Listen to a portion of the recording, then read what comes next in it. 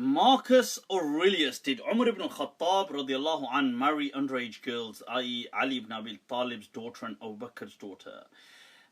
No, he didn't marry underage girls because nobody really married underage girls. You know, this is a myth that is being unfortunately it's being spread by, I think, two people. One, the ridiculously naive yet committed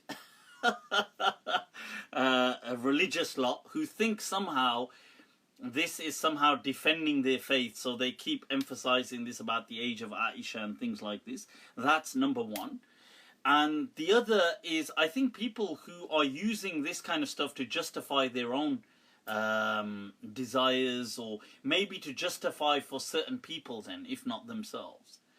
So this is ridiculous. Yes, the age in which people married may have varied, and that's true, but it would have always been a certain age. It would never have been like this 6-7-year-old girls and 8-year-old girls, things like that. People did not do, generally speaking. I'm not saying, you know, you may find an incident in history, and it's not to say, oh, you know, people, but you'll find examples of anything. People have been cannibals, but it doesn't mean that people generally were cannibals. Okay, so that's my point.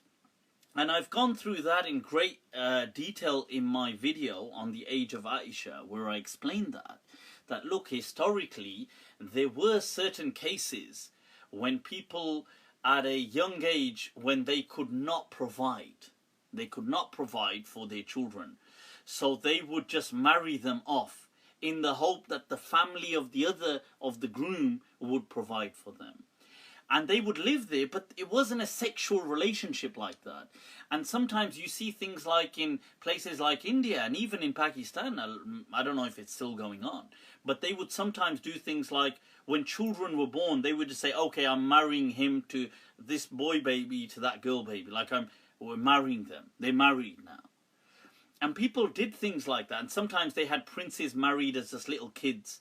And they would do, but this was not a sexual kind. It wasn't like, you know, it wasn't from a sexual angle if they did things like that. First of all, the majority of the people did not do things like that, contrary to what's being pushed and peddled by certain people.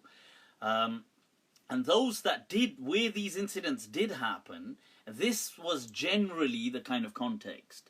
So you see Imam Malik saying things like, speaking about these issues, but then he addresses that it would be forbidden for anybody to have any kind of sexual intercourse unless the girl was nubile.